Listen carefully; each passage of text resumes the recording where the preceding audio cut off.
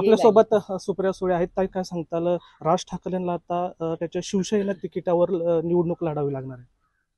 धक्कादायक गोष्ट आहे. म्हणजे मलाही आश्चर्य वाटलं. त्याचं कारण असं की मी जे बोलत होते ते परत होतोय बघा. मराठी माणसाचं कंबरड मोडण्याचं पाप ही अदृश्य शक्ती करते. कैलासवासी बाळासाहेब ठाकरेंचा पक्ष फोडला, त्यानंतर आदरणीय पवार साहेबांचा पक्षाचं तुम्ही बघताय काय केलंय. आता मनसे हा मराठी स्वाभिमान, मराठी भाषिक, मराठी महाराष्ट्रावर प्रेम करणारा पक्ष म्हणून स्थापन झाला. आता त्या मनसेचे लोक जर शिवसेनेत लढवणार असतील तर मग मनसेचं अस्तित्वाचं काय होणार? मग मनसे काय, म्हणजे मनसे पक्ष राहणार का नाही राहणार? आणि मला कळत नाही की अदृश्य शक्ती ही का महाराष्ट्राच्या मागे लागली आहे.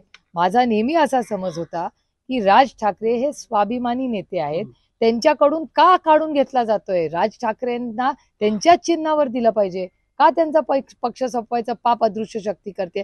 म्हणजे मनसेला त्रास देतात, शिवसेनेला त्रास देतात, राष्ट्रवादी काँग्रेस पक्षाला त्रास देतात. ही दिल्लीची अदृश्य शक्ती ही सगळ्या स्वाभिमानी पक्ष म्हणजे राष्ट्रवादी काँग्रेस पक्ष, शिवसेना आणि मनसे तिन्ही मराठी महाराष्ट्रातले स्वाभिमानी पक्ष आहेत.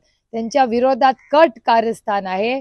माझी राज ठाकरेंना विनम्र विनंती राहील की तुम्ही आपला पक्ष जरी आमच्या बाजूनी असेल किंवा विरोधात असेल पण आपली ओळख प्लीज ठेवा. तो महाराष्ट्रातले मोठे नेते आहेत, ते महाराष्ट्राला राज ठाकरेंची गरज आहे.